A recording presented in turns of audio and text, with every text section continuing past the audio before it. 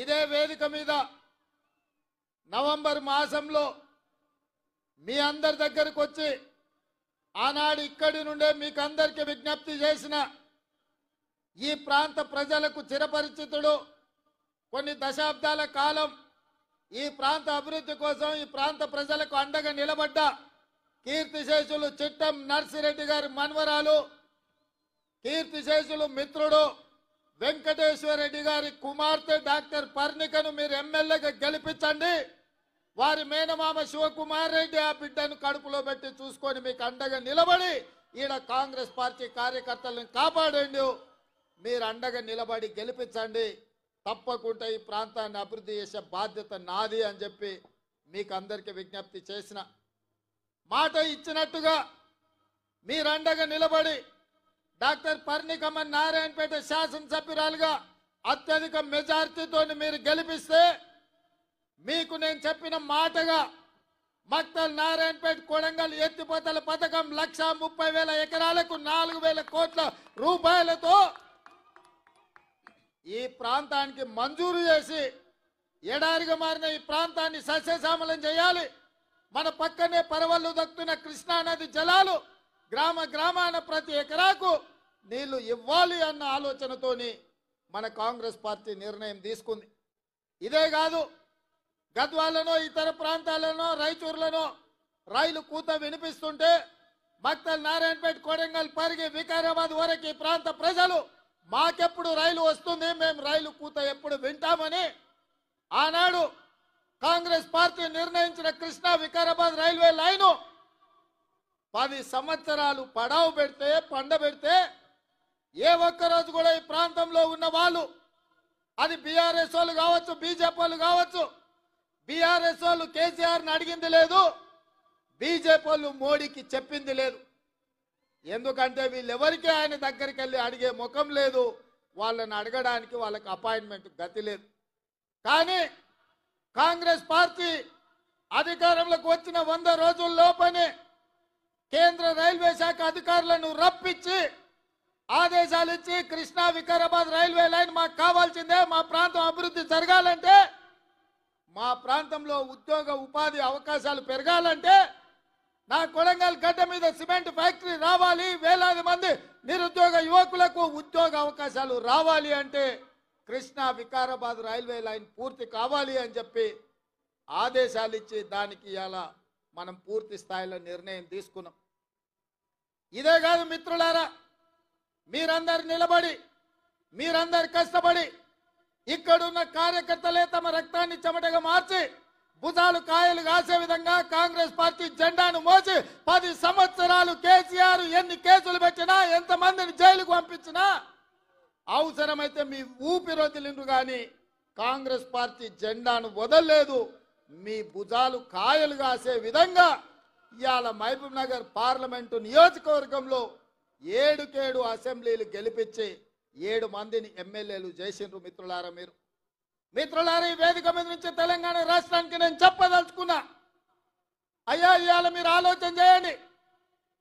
మేము కాంట్రాక్టర్లకో శ్రీమంతులకో లేకపోతే జాగీర్దారులకో జమీందారులకో టికెట్లు ఇయ్యలే. షాద్నగర్లో నేను టికెట్ ఇచ్చిన ఈర్లపల్లి శంకర్ ఒక రజక కుటుంబం నుంచి, సామాన్య కుటుంబం నుంచి, ఒక రజక కుటుంబంలో ఉన్నవాడు పైకి రావాలంటే ఎంత కష్టమో మీరు ఆలోచన చేయండి. ఇవాళ ఈ రాష్ట్రం మొత్తం మీద ఒక రజక కుటుంబం నుంచి ఒక యువకుడు ఎమ్మెల్యే అయిందంటే అది కాంగ్రెస్ పార్టీ శ్రీమతి సోనియా గాంధీ గారి ఆశీర్వాదంతో ఒక రజకుడు కూడా ఇవాళ కాంగ్రెస్ పార్టీలో ఎమ్మెల్యే అయిందని నేను చెప్పదలుచుకున్నాను. అదేవిధంగా మక్తల్ ప్రాంతంలో అతి చిన్న స్థాయి కార్యకర్త నుంచి కష్టపడి పైకి వచ్చి కాంగ్రెస్ పార్టీ జిల్లా పార్టీ అధ్యక్షుడిగా జడ్పీటీసీగా మీకు అండగా నిలబడ్డ శ్రీహరిని సోనియమ్మ మల్లికార్జున్ ఖర్గే గారి ఆశీర్వాదంతో ఒక ముదిరాజు బిడ్డను ఇవాళ మక్తల్ నుంచి ఎమ్మెల్యేగా గెలిపించడం ఇది కాంగ్రెస్ పార్టీ వల్ల సాధ్యమైందా, లేకపోతే ఇంకెవరైనా ఈ అవకాశం ఇస్తారా అని నేను అడుగుతున్నా. మిత్రులారా, ఈ రాష్ట్రంలో 119 అసెంబ్లీ నియోజకవర్గాలు ఉంటే 10% జనాభా ఉన్న ముదిరాజు కల్వకుంట్ల చంద్రశేఖరరావు ఒక్క టికెట్ కూడా ఇవ్వలే. నేను ఆయనని గడ్డ మీద నుంచి చెప్పిపోయినా, ముదిరాజు సోదరులు పౌరుషానికి మారు పేరు, మాట ఇస్తే మాటకు నిలబడి తల తెగిపడ్డా మడమ తిప్పని జాతి ముదిరాజు జాతి. మీకు టికెట్ ఇయ్యని కేసీఆర్ ను గద్దెదించే శక్తి మీ చేతిలో ఉంది, మీరు నడుం బిగించండి అని ముదిరాజు సోదరుల ఈ నారాయణపేట నుంచే నేను విజ్ఞప్తి చేసిన. మాట ఇచ్చినట్టుగానే ఈ రాష్ట్రంలో ముదిరాజులకు టికెట్ ఇవ్వని కేసీఆర్ అధికారంలో ఉండడానికి లేదని ముదిరాజు సోదరులందరూ కేసీఆర్ ని గోతి తీసి పాతి పెట్టి బొందలో పెట్టిండ్రు. ఇవాళ శ్రీహరి మీ ఎమ్మెల్యేగా, మా మిత్రుడుగా, ముదిరాజు బిడ్డగా ఇవాళ శాసనసభకు నాయకత్వం వహిస్తున్నాడు. అదే కాదు మిత్రులారా, ముదిరాజులను ఆనాడు బీసీ ఏ గ్రూప్ లో ఉంటే కొన్ని ప్రత్యేకమైన పరిస్థితుల్లో ఏ గ్రూప్ నుంచి డి గ్రూప్ కు మారవడం జరిగింది. ఇవాళ కేసు సుప్రీంకోర్టులో ఉంది. కేసీఆర్ నిర్లక్ష్యం వల్ల, కేసీఆర్ పట్టించుకోకపోవడం వల్ల, కేసీఆర్ సమర్థవంతమైన వాదన తెలంగాణ ప్రభుత్వం నుంచి సుప్రీంకోర్టులో వినిపించకపోవడం వల్ల ఇవాళ ఎన్నో లక్షలాది ఉద్యోగాల నియామకాలలో ముదిరాజు బిడ్డలకు అన్యాయం జరుగుతుంది. ఇవాళ ముదిరాజులను బీసీ డి గ్రూప్ నుంచి ఏ గ్రూపులకు మారవాలి అని అంటే ఈ గడ్డ మీద మళ్ళా కాంగ్రెస్ పార్టీ జెండా ఎగరాలి. మీ తరపున సిపాయిగా ఢిల్లీలో కొట్లాడాలి అంటే మీ వాదన బలంగా వినిపించాలి. మంచి మంచి వకీళ్లను పెట్టి వాదించాలి అంటే వంశీచంద్రెడ్డి ఢిల్లీలో ఎంపీగా ఉండాలి. ఇవాళ ముదిరాజ్ సోదరులు నేను ఒక్క మాట ఇవ్వదలుచుకున్న, ప్రత్యేకంగా ఈ రాష్ట్రంలో ఉన్న తెలంగాణలో ఉన్న 10% ముదిరాజు బిడ్డలారా మీరు ఆలోచన చేయండి. మీ బిడ్డకు కేసీఆర్ ప్రాతినిధ్యం వహించే గజ్వేల్ సిద్దిపేట ఉన్న పార్లమెంటు మెదక్కు నీలం మధు ముదిరాజును కాంగ్రెస్ పార్టీ టికెట్ ఇచ్చింది. కానీ అదే కేసీఆర్ నాయకత్వం వహిస్తున్న మెదక్కు కేసీఆర్ వెంకట్రామరెడ్డికి టికెట్ ఇచ్చింది. మేమేం ఆలోచన చేస్తామో, కేసీఆర్ ఏం ఆలోచన చేస్తాడో మీరు ఒక్కసారి ఆలోచన చేయండి. అందుకే ఇవాళ ఈ వేదిక మీద నుంచి మీకు ఒక మాట ఇవ్వదలుచుకున్నా. మెదక్లో నీలం ముదిరాజును గెలిపించండి, మహబూబ్నగర్లో వంశీచంద్రెడ్డిని గెలిపించండి, తెలంగాణలో 14 సీట్లు ఇవ్వండి. ఆగస్టు 15 తారీఖు లోపల మీ ముదిరాజు బిడ్డను మంత్రిని చేసే బాధ్యత నాది. మీకు శక్తి ఉంది, మీకు యుక్తి ఉంది, మీకు పట్టుదల ఉంది, మీకు పౌరుషం ఉంది, పోరాడే శక్తి మీకుంది. ఇదంతా సంఘటితమై మీరందరూ ఏకమై తెలంగాణ గడ్డ మీద కాంగ్రెస్ కు 14 సీట్లు ఇవ్వండి. మీ బిడ్డను 15 ఆగస్టు తిరిగే లోపల మంత్రిని చేసే బాధ్యత నేను తీసుకుంటా, మీకు మాట ఇస్తున్నా అని చెప్పి నేను ఈ వేదిక మీద నుంచి మీకు చెప్తున్నా. మిత్రులారా, రాజకీయంగా ఇవాళ ముదిరాజులు వెనుకబడ్డారు, మా మాదిగ సోదరులు వెనుకబడ్డారు. ఉద్యోగ ఉపాధి అవకాశాలలో వాళ్ళకు రావాల్సిన అవకాశాలు రాక పీజీలు పిహెచ్డీలు చదువుకున్న మాదిగ సోదరులు ఇవాళ అన్యాయానికి గురవుతున్నారు. అందుకే మిత్రులారా, మాదిగల ఏబిసిడి వర్గీకరణ మీద 10 సంవత్సరాలు చంద్రశేఖరరావు సుప్రీంకోర్టులో కేసు వాదించకపోతే నేను ముఖ్యమంత్రి అయిన ఎంబడే పెద్దలు దామోదర్ నరసింహ గారితో పాటు 8 మంది ఎమ్మెల్యేలను ఢిల్లీకి పంపించి ఉద్దండులైన న్యాయవాదులను పెట్టి మాదిగల వర్గీకరణ ఏబిసిడి జరగాల్సిందే అని చెప్పి కేసును నేను వాదించిపించిన. శాసనసభలో వర్గీకరణ చెయ్యాలి అని కొట్లాడితే ఆయల్ల సంపత్ కుమార్తో పాటు నన్ను మార్షల్స్ను పెట్టి పోలీసులను పెట్టి గొర్రెలు ఈడ్చి బయట పడేసిండు చంద్రశేఖరరావు. ఇవాళ మాదిగలకు అన్యాయం చేసింది చంద్రశేఖరరావు కాదా? ఇవాళ నేను అడుగుతున్న మిత్రులారా, కొంతమంది మాదిగ ఉద్యమంలో ఏబిసిడి వర్గీకరణ కోసం కొట్లాడిన వాళ్ళు ఇవాళ నరేంద్ర మోడీ కోటేయండి, భారతీయ జనతా పార్టీని గెలిపించమని అడుగుతున్నారు. నేను ఆ మిత్రుడిని కోరదలుచుకున్నా, నేనేం అనదలుచుకోలే. చంద్రశేఖరరావు ఆయనను అరెస్ట్ చేసి జైల్లో పెట్టినాడు. ఏ ఒక్కరు పలకరించే వాళ్ళు లేకపోతే నేను జైలుకి వెళ్ళి అండగా నిలబడి న్యాయవాదులతో మాట్లాడి బెయిల్ ఇప్పించడానికి కొట్లాడింది నేను.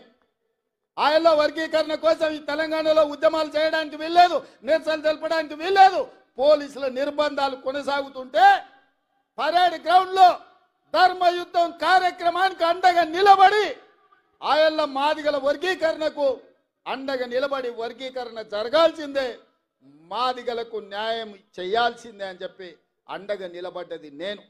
అందుకే ఇవాళ సోదరులారా, ఈ వేదిక మీద నుంచి నా మాదిగ సోదరులకు నేను చెప్తున్నా, సిరిసిల్ల రాజయ్య గారిని ఫైనాన్స్ కమిషన్ చైర్మన్ చేసిన, అట్లూరి లక్ష్మణ్ని విప్పుగా అసెంబ్లీలో వేసిన, పాల్వాయి రజనీ కుమార్ని తెలంగాణ పబ్లిక్ సర్వీస్ కమిషన్ లో మెంబర్ చేసిన, Pritam Kumar SC department chairman గా కాంగ్రెస్ పార్టీలో పదవులు ఇచ్చిన, ఇవాళ నా పేసీలో ఐఏఎస్ అధికారి సంగీత సర్వే సత్యనారాయణ సెక్రటరీగా నా పేసీలో ఉందంటే ఒక మాదిగ బిడ్డకు అవకాశం ఇచ్చిన. ఇవాళ మిత్రుడు సంపత్ కుమార్ ఏఐసిసి సెక్రటరీగా మహారాష్ట్రకి ఇన్ఛార్జిగా ఈరోజు వారు ఏఐసిసి సెక్రటరీగా ఉన్నారు. దామోదర్ రాజ నరసింహ గారు మంత్రివర్గంలో మంత్రిగా ఉన్నారు. ఇవి సరిపోతాయంటే ఇవి సరిపోవు. నాకు తెలుసు మీ జనాభా ఎంతుంది, మీకు ఇన్నాళ్ళు జరిగిన అన్యాయం ఏంది, మీ ఆవేదన మీ ఆలోచన నాకు తెలుసు. అందుకే రేపు రాబోయే రోజుల్లో పార్టీ తీసుకోబోయే నిర్ణయాలలో, పార్టీ నియామకాలలో మాదిగ బిడ్డలకు న్యాయం చేసి మీకు సముచితమైన స్థానం కల్పించే బాధ్యత కాంగ్రెస్ పార్టీ తీసుకుంటుంది. మల్లికార్జున్ ఖర్గే గారు తీసుకుంటారు. సోనియామ్మను ఒప్పించి మెప్పించి వర్గీకరణను పార్లమెంట్లో చట్టం చేసే బాధ్యత ఇవాళ కాంగ్రెస్ పార్టీ తీసుకుంటుందని చెప్పి మాదిగ సోదరులకు నేను చెప్పదలుచుకున్నా.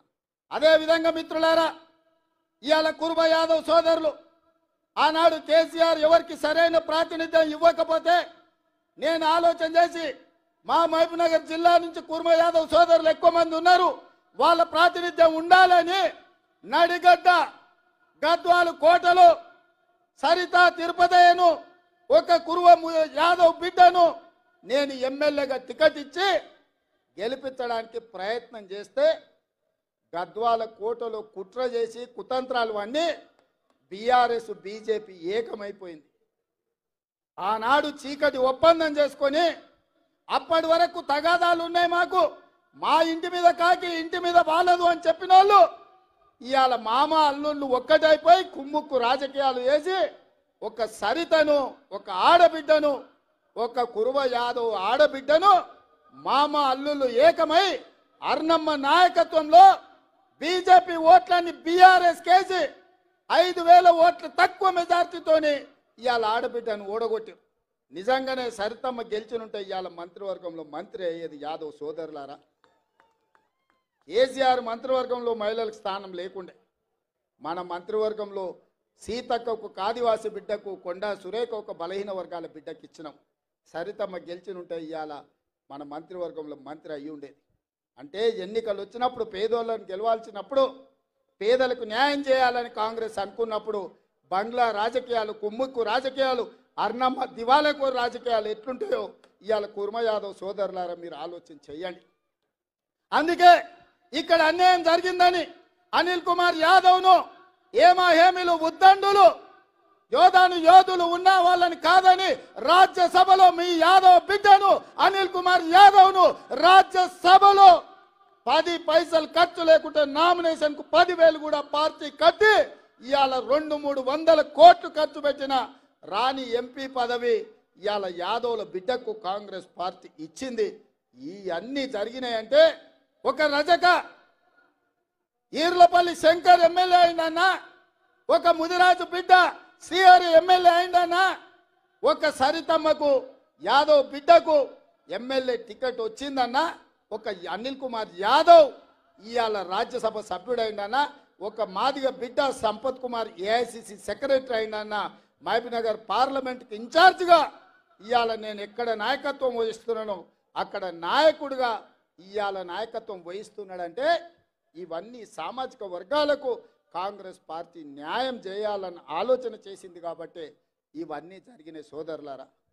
ఇవాళ పర్ణిక రాజకీయ అనుభవం లేకపోవచ్చు, కానీ వాళ్ళ తాత తండ్రి ఇచ్చిన వారసత్వం, వాళ్ళ మేనమామ నేర్పిన విద్య ఏదైతుందో ఈ ప్రాంత పేదలకు న్యాయం జరగాలి, నారాయణపేట మున్సిపాలిటీకి అండర్ గ్రౌండ్ డ్రైనేజ్ కావాలి అని ఇవాళ మీ ముందు అడిగింది. నేను మీకు మాట ఇస్తున్నా, తప్పకుండా నారాయణపేట మున్సిపాలిటీకి అండర్ గ్రౌండ్ డ్రైనేజ్ ఇచ్చే బాధ్యత నాది. ఈ ప్రాంత అభివృద్ధి కోసం, నిధుల మంజూరు కోసం అండగా ఉండడానికి నేను బాధ్యత తీసుకుంటున్నాను మిత్రులారా, మీకు అందరికీ తెలియజేస్తున్నా. అదేవిధంగా మిత్రులారా, ఇవాళ అర్ణం అంటుంది మోడీని ప్రధాని చేయాలి, రేవంత్ రెడ్డిని ఓడగొట్టాలని. నేను అడుగుతున్నా, 10 ఏళ్ల నుంచి నరేంద్ర మోడీ ప్రధానమంత్రిగా ఉన్నాడు కదా, ఏ రోజైనా పాలమూరు రంగారెడ్డి ఎత్తిపోతల కోసం 10 పైసలు తెచ్చినవా? జాతీయ హోదా తీసుకొచ్చినవా? మా మాదిగ బిడ్డల ఏబిసిడి వర్గీకరణ కోసం ఏ రోజైనా ప్రధానమంత్రిని కలిసినవా? మా ముదిరాజు బిడ్డలు డి గ్రూప్ నుంచి ఏ గ్రూప్ మార్పించడానికి మీ నాయకుడు నరేంద్ర మోడీ దగ్గరికి ఎప్పుడన్నా మా వాళ్ళను తీసుకెళ్ళినవా అని నేను అడుగుతున్నా. ఇవాళ మహబూబ్ నగర్ రాయచూరు రోడ్డు ఎందుకు పడావు పడ్డది? దాని కాంట్రాక్టర్లు ఎవరు? ఆ నిధులకు దోపిడీకి పాల్పడ్డది ఎవరు అని నేను అడుగుతున్నా. ఎప్పుడైనా కృష్ణా వికారాబాద్ రైల్వే లైన్ గురించి నరేంద్ర మోడీని కలిసినవా? లేకపోతే మక్తల్ నారాయణపేట కొడంగల్ ఎత్తిపోతల పథకానికి జాతీయ నిధులు ఏమైనా తీసుకురావడానికి ప్రయత్నం చేసినవా? 10 ఏళ్ళు నరేంద్ర మోడీ ఉండి పాలమూరుని ఎండబెట్టి ఈ ప్రాంత రైతులు, ఈ ప్రాంత పేదలు లక్షలాదిగా వలసలిపోతుంటే ఒక్కరోజు పట్టించుకోలేదు. అయినా బీజేపీకి ఓటు అడుగుతున్నావు. ఇవాళ రేవంత్ రెడ్డిని ఓడగొట్టమంటున్నావు. నేను అడుగుతున్న మిత్రులారా, ఈడున్న యువకులను, తెలంగాణ రాష్ట్రం నలుమూల ఉన్న వాళ్ళని నేను ఆలోచన చేయమంటున్నా. 100 రోజుల్లో మీకందరికీ, ముఖ్యంగా ఆడబిడ్డలకు ఆర్టీసీలో ఉచిత బస్సు ప్రయాణం ఇచ్చినాం. ఇవాళ 35 కోట్ల మంది ఆడబిడ్డలు బస్సులో ఉచితంగా ప్రయాణం చేసిండ్రు. ఇవాళ శ్రీశైలం నుంచి మొదలు పెడితే గుళ్ళు గోపురాలకు అన్నిటికీ అమ్మగారింటికి, అత్తగారింటికి ఆడబిడ్డలు ఉచితంగా బస్సులో ప్రయాణం చేస్తున్నారు. ఇవాళ ఆడబిడ్డలకు ఉచితంగా బస్సు ప్రయాణం ఇచ్చినందుకు రేవంత్ రెడ్డిని ఓడగొట్టాలనా అని నేను మిమ్మల్ని అడుగుతున్నా. ఇవాళ పేదవాడు ప్రభుత్వ దవాఖానకు పోతే చచ్చిపోతుంటే, ప్రైవేటు దవాఖానకు పోతే ఆస్తులు అమ్ముకొని, కిడ్నీలు అమ్ముకొని బిల్లులు కట్టే పరిస్థితి ఉంటే, పేదవాడి ఆరోగ్యాన్ని కాపాడడానికి రాజీవ్ ఆరోగ్యశ్రీ పథకం ద్వారా 10 లక్షల రూపాయలు ఉచితంగా పేదోళ్ళకి ఇచ్చిన 48 గంటల్లో కాంగ్రెస్ ప్రభుత్వాన్ని రేవంత్ రెడ్డిని ఓడగొట్టాలంటున్నాం. పేదోళ్ళని బతికించడానికి రాజీవ్ ఆరోగ్యశ్రీ తీసుకొచ్చినందుకు కాంగ్రెస్ పార్టీని ఓడగొట్టాలనా అని నేను అడుగుతున్నా.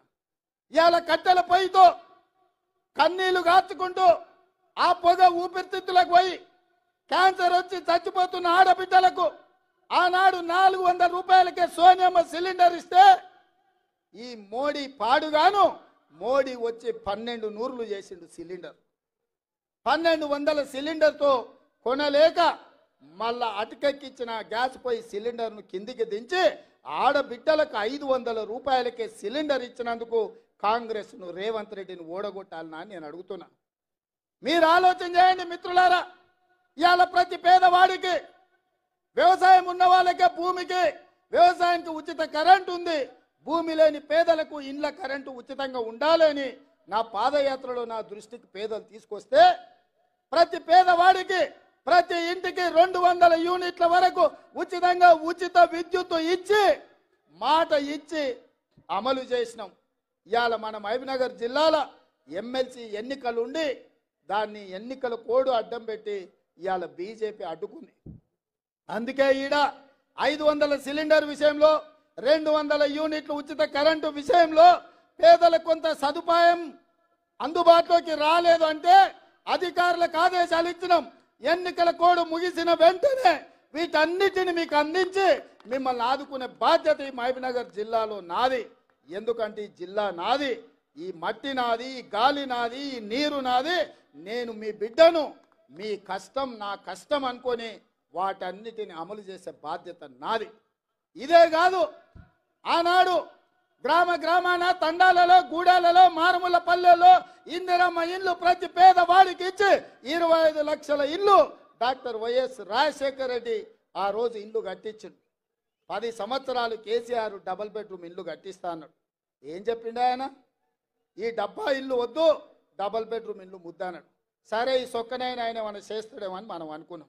ఏం చేసిండే? బిడ్డ వస్తే ఆడవ ఉంటుంది, కోడలు కొడుకుంటే ఆడవంటారు, గొర్రె పిల్లను మేక పిల్లను ఉంటే ఆడగట్టేస్తారని కథలు చెప్పిండు. ఊరిచ్చిండు. ఊరవతలో 2 డబుల్ బెడ్రూమ్ ఇల్లు కూడా కట్టియాలి. మీకు ఎవరికైనా డబుల్ బెడ్రూమ్ ఇల్లు వచ్చినాయా? ఎవరికైనా వచ్చినాయా? ఎవరికైనా వచ్చినాయా? మాటిచ్చి మోసం చేసి డబుల్ బెడ్రూమ్ ఇల్లు ఇవ్వనందుకు కేసీఆర్ను గోతి తీసి బొందబెట్టిన సంగతి ఇవాళ కేసీఆర్కు అర్థమైతలేదా అని నేను అడుగుతున్నా. ఇవాళ నేను రాగానే 4,50,000 ఇండ్లు ప్రతి నియోజకవర్గానికి 3,500 చొప్పున 22,500 కోట్ల రూపాయలు పేదవాడికి ప్రతి ఇందిరమ్మ ఇంటికి 5 లక్షలు ఉచితంగా ఇవ్వాలని నేను నిధులు మంజూరు చేస్తే ఇవాళ రేవంత్ రెడ్డిని ఓడగొట్టుండ్రి, కాంగ్రెస్ పార్టీని పడగొట్టంటున్నారు. ఎవరంటున్నారా? బీఆర్ఎస్ వాళ్ళు అదే అంటారు, బీజేపీ వాళ్ళు అదే అంటారు. అందుకే మిత్రులారా మీరు ఆలోచన చేయండి. ఆర్టీసీ బస్సులో ఉచిత ప్రయాణం ఇచ్చినందుకు ఓడగొట్టాలనా? రాజీవ్ ఆరోగ్యశ్రీలో 10 లక్షలు ఇచ్చినందుకు ఓడగొట్టాలనా? 500 రూపాయలకే సిలిండర్ ఇచ్చినందుకు ఓడగొట్టాలనా? లేకపోతే మీకు ఇందిరమ్మ ఇల్లు 5 లక్షల రూపాయలకే ఇచ్చినందుకు ఓడగొట్టాలనా? పేదలకు 200 యూనిట్లు ఉచితంగా ఇచ్చినందుకు ఓడగొట్టాలనా?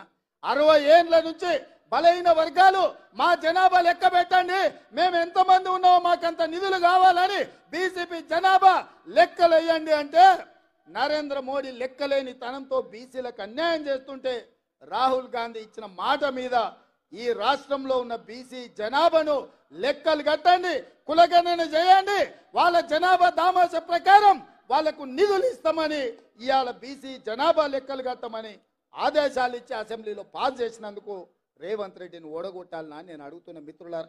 ఇదే కాదు, తెలంగాణ ఉద్యమం అంటేనే నీళ్లు నిధుల నియామకాలు. 10 ఏళ్ల నియామకాలు చేపట్టలే. ఏ ఉద్యోగం వచ్చినా ఇంటింటికో ఉద్యోగం ఇస్తా అన్నాడు కేసీఆర్. మనకెవ్వరికి ఉద్యోగాలు ఇవ్వలే.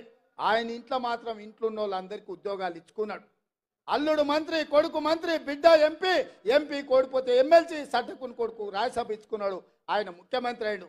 మన పిల్లలు మాత్రం పీజీలు పిహెచ్డీలు చదివి దిల్సునగర్లో, అశోక్ నగర్లో, అమీర్పేట్ చౌరస్తల 10 ఏళ్ల నుంచి ఇంటికి రాలేక తల్లిదండ్రులకు ముఖం చూయించుకోలేక ఇవాళ నిరాశతో నిస్పృహలతో ఆత్మహత్యలు చేసుకుంటుంటే కాంగ్రెస్ వచ్చిన 100 రోజుల్లో లెక్కగట్టి ఎల్బీ స్టేడియంలో ప్రతి ఒక్కరిని వాళ్ళ కుటుంబ సభ్యులను పిలిపించి 30,000 ఉద్యోగాలు 3 నెలల్లో ఇచ్చినందుకు నిరుద్యోగ యువకుల్లో ఆనందం చూసినందుకు కాంగ్రెస్ పార్టీని ఓడగొట్టాలనా నేను అడుగుతున్న మిత్రులారా.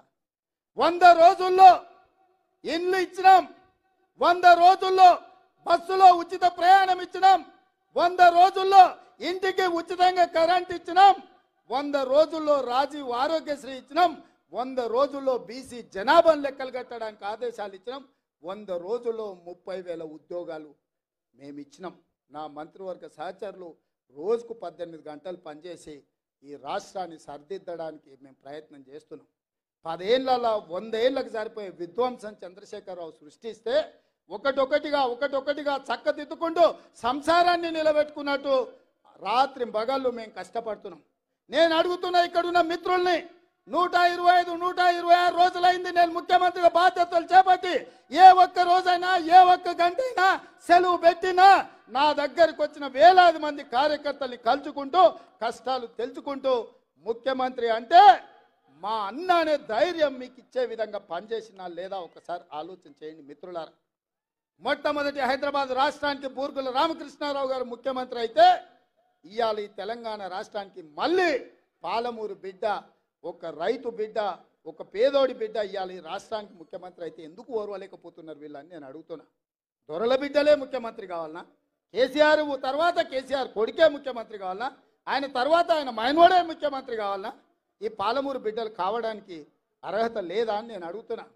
మాకేం తక్కువ? మా పాలమూరులో మేము కష్టపడమా? మా పాలమూరులో మేము అభివృద్ధి చేయమా? మా ప్రాంతానికి ఇవ్వంటే దాక్షిణ్యాల మీదనో అయ్యా మాకు నిధులు అని మేము అడుక్కోవాల్సిందేనా? మా సంతకాలు మేము పెట్టుకునే శక్తి మాకు లేదా? మా ప్రాంతాన్ని అభివృద్ధి చేసుకునే శక్తి మాకు లేదా? మా ప్రాంతంలో పరిశ్రమలు తెచ్చుకునే హక్కు మాకు లేదా అని నేను అడుగుతున్నా. ఇవాళ దొంగలతో చేరి కుట్రలు కుతంత్రాలతోని అర్ణమ్మ బీజేపీ ముసుగులో బీఆర్ఎస్ వాళ్ళతో కుమ్ముకై ఇవాళ రేవంత్ రెడ్డిని పడగొట్టాలి, రేవంత్ రెడ్డిని బలహీనం చేయాలి, తద్వారా పాలమూరు జిల్లాను ఎండబెట్టాలని ఆలోచన చేస్తుంది. ఇవాళ మీరు ఆలోచన చేయండి. మన్నే శ్రీనివాసరెడ్డి 5 ఏళ్ళు మనకి ఎంపీ. ఏడున్నాడా ఆయన? ఇంట్లో లేడు, సొంట్లో లేడు, సోయిలో లేడు. మీ ఎమ్మెల్యేలు పాతోళ్ళు 10 ఏళ్ళు ఎమ్మెల్యేలు ఉన్నారు. ఎవడన్నా బీఆర్ఎస్ కోటేమని అడుగుతుండా? ఎవడన్నా ఊర్లలోకి వచ్చిండా?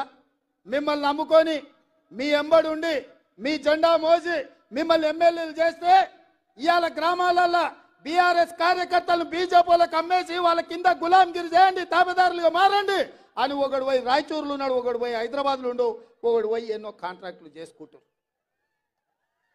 ఇవాళ ఏం జరుగుతుందో ఒక్కసారి ఆలోచన చేయండి. గద్వాల బంగ్లా కుమ్ముక్కు రాజకీయాలు ఆనాడు బీజేపీలు బీఆర్ఎస్ కోటేసారు కాంగ్రెస్ పార్టీని సరితమ్మని ఓడించడానికి. ఇవాళ మహబూబ్నగర్ జిల్లాలో బీఆర్ఎస్ వాళ్ళు బీజేపీని గెలిపించడానికి కుమ్ముక్కు రాజకీయాలు చేస్తున్నారు. సోదరులారా ఒక్కసారి ఆలోచన చేయండి. ఇవాళ సిట్టింగ్ ఎంపీ మొన్నటి వరకు 7 వాళ్ళ చేతుల్నే ఎమ్మెల్యేలు ఉండే, ఒక్కడు కూడా ఊర్లలోకి వస్తలేడు, ఒక్కడు కూడా కారుకు ఓటు అడుగుతలేడు. అంటే ఆ పార్టీ చచ్చిందా లేకపోతే వీళ్ళు వదిలేసిందా అని నేను అడుగుతున్నా. మోడీకి తాకట్టు పెట్టిండ్రు.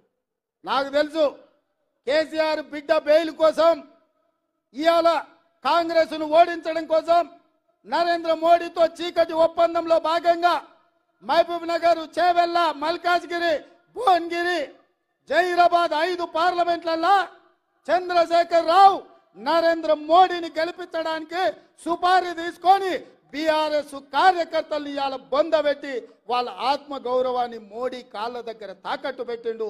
బీఆర్ఎస్ నాయకులారా మీరు ఆలోచన చెయ్యండి. లక్షలాది మంది కార్యకర్తలు ఇతర పార్టీలు జైలుకు పోయినప్పుడు కేసీఆర్కు దుఃఖం లేదు. నాలాంటోని బిడ్డ లగ్గం ఉంటే కూడా వదలకుండా జైల్లో పెట్టినప్పుడు ఆయనకు బాధ తెలియలేదు. కానీ బిడ్డ జైలుకు పోగానే మోడీ దగ్గర తెలంగాణను తాకట్టు పెట్టిండు. ఇది తెలంగాణ ఆత్మ గౌరవానికి మంచిదా? ఒక్కసారి ఆలోచన చేయండి. బీఆర్ఎస్ కార్యకర్తలారా, బీఆర్ఎస్ నాయకులారా ఆత్మ పరిశీలన చేసుకోండి. 5 నిమిషాలు గుండెల మీద చేసుకొని ప్రశాంతంగా ఆలోచన చేయండి.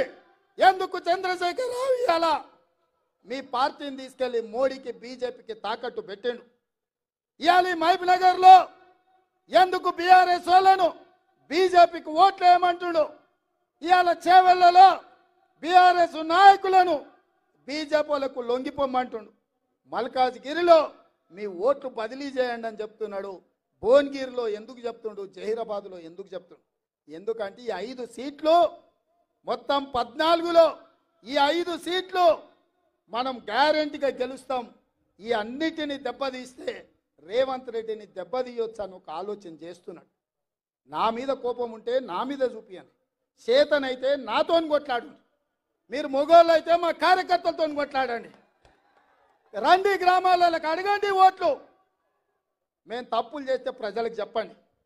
100 రోజుల్లో నన్ను గద్దె దించమంటుండు కేసీఆర్, కానీ 10 ఏళ్ళు గద్దె మీద ఉన్న మోడీని ఎందుకు గద్దె దించమంటలేడు? మిత్రులారా మీరు ఆలోచన చేయండి. 100 రోజుల్లో నేను ఇన్ని పనులు చేసిన, ఇంకా చేయాల్సినవి ఉన్నాయి.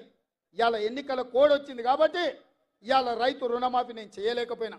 అందుకే ఈ నారాయణపేట గడ్డ మీద నుంచి తెలంగాణ రైతాంగానికి 69 లక్షల రైతులకు నేను మాట ఇస్తున్నా. ఆగస్టు 15 తారీఖు లోపల 2 లక్షల రూపాయల రైతు రుణమాఫీ చేసి తీరుతా. ఎట్లయితే మక్తల్, నారాయణపేట, కొడంగల్ ఎత్తిపోతల పథకం పూర్తి చేసినో, ఎట్లయితే ఆర్టీసీ ఉచిత ప్రయాణం ఇచ్చినో, ఎట్లయితే 500 రూపాయలకు సిలిండర్ ఇచ్చినో, అట్లనే 15 ఆగస్టు లోపల 2 లక్షల రూపాయల రైతు రుణమాఫీ చేస్తా. ఏకకాలంలో ఏక మొత్తంలో మీకు రుణమాఫీ చేసే బాధ్యత నాది. మీ బిడ్డను నేను. ఇదే కాదు 500 రూపాయలు బోనస్ అన్నాడు. వచ్చేసారి పండించే వడ్లకు 500 రూపాయలు బోనస్ ఇచ్చి ప్రతి గింజ చివరి గింజ వరకు కొనుగోలు చేసే బాధ్యత నాది. నా తెలంగాణ రైతాంగ సోదరులకు నేను మాట ఇస్తున్న మిత్రులారా. అందుకే మిత్రులారా, మీ బిడ్డ ఇయ్యాల తెలంగాణ ముఖ్యమంత్రిగా ఉన్నాడు. మనం ఏదన్నా చిన్నదో పెద్దదో ఎమరుపాటుగా ఉన్నా కునుకు తీసినట్టు కళ్ళు మూసుకుంటే కుట్రలు ఉన్నాయి, కత్తులు తీసుకొని బయలుదేరిండ్రు. ఇవాళ ముందలనే యుద్ధం కాదు, వెనకాల కూడా యుద్ధం చేయాల్సిన పరిస్థితి వచ్చింది. బీజేపీ బీఆర్ఎస్ వాళ్ళు కుట్రలు, బిడ్డ బెయిల్ కోసం బీఆర్ఎస్ను తాకట్టు పెట్టి 5 పార్లమెంట్లలో బీజేపీని గెలిపిస్తా అని కేసీఆర్ సుపారీ తీసుకున్నాడు. నరేంద్ర మోడీకి లొంగిపోయిండు. బీఆర్ఎస్ కార్యకర్తలారా తస్మత్ జాగ్రత్త, మిమ్మల్ని మోడీకి తాకట్టు పెట్టిండు బిడ్డ బెయిల్ కోసం. మా కార్యకర్తలకు కూడా నేను చెప్పదలుచుకున్నా, మీరు అప్రమత్తంగా ఉండండి. వాళ్ళంతా ఒక్కటైనరు, ఏకమైనరు. ఎట్లయినా మనల్ని పడగొట్టాలి, మనల్ని ఓడగొట్టాలనే కుట్ర జరుగుతుంది. ఎమ్మెల్యే ఎన్నికల కంటే కూడా ఎక్కువ కష్టపడాలి. ఎక్కడ కూడా నాకు తెలుసానో, నాకు కావాల్సిన వాళ్ళనో, మా చుట్టపోలను అప్రమత్తంగా ఉంటే ఇవాళ ఈ అధికారంలో ఉండే కార్యకర్తలకు మేలు చేయాలన్న ఆలోచనతో మనకంత నష్టం జరుగుతుంది. ఈ ఎన్నికలైన మరుక్షణం సర్పంచ్, ఎంపీటీసీ, ఎంపీపీ, జడ్పీటీసీ స్థానిక సంస్థల ఎన్నికలు రాబోతున్నాయి. ఇవాళ మీరు ఊర్లలో పట్టు వదిలిందంటే రేపు ఎవడో ఒకడు మోపవుతాడు. వాడు సర్పంచ్కి వస్తాడు, వాడు వార్డు మెంబర్కి వస్తాడు, వాడు ఎంపీటీసీకి వస్తాడు, వాడు ఎంపీపీకి వస్తాడు, వాడు జడ్పీటీసీకి వస్తాడు. రేపు మీ ఎన్నికలలో కూడా మీకు తలకాయ నొప్పి అవుతుంది. ఎన్నికల ఖర్చు తడిసి మోపెడవుతుంది. ఎంపీ ఎన్నికలైన ఎంబడే 2 నెలలు తిరగకముందే మీ స్థానిక సంస్థల ఎన్నికలు పెట్టే బాధ్యత నాది, మిమ్మల్ని గెలిపించే బాధ్యత నాది.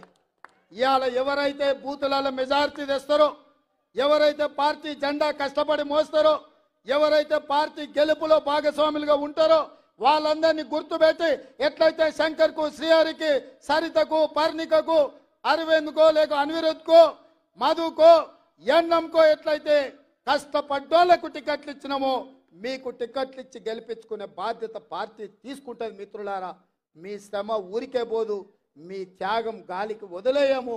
మీ త్యాగాన్ని గుర్తుపెట్టుకుంటాం, మీకు అవకాశాలు కల్పిస్తాం. రేపు జరగబోయే ఎన్నికలలో ఇవాళ గ్రామాలలో ఇందిరమ్మ కమిటీలు వేయాలనుకున్నాం. ఇల్లు ఇచ్చినా, పెన్షన్ ఇచ్చినా, గ్యాస్ సిలిండర్ ఇచ్చినా, రాజు ఆరోగ్యశ్రీ కార్డు ఇచ్చినా, రేషన్ కార్డు ఇచ్చినా, ఏది ఇచ్చినా ఇందిరమ్మ కమిటీలను నియమించి ఆ కమిటీల ద్వారా గ్రామాలలో మీ చేతనే పేదవాళ్లకు పంచిపించి పేదల్ని ఆదుకునే బాధ్యత మీ చేతిలో పెడతాం. ఇవన్నీ చెయ్యాలి అని అంటే పాలమూరులో ఇటు పాలమూరు అటు నాగర్ కర్నూలు పార్లమెంట్ అత్యధిక మెజార్టీ గెలవాలి. ఎందుకంటే పెద్దలు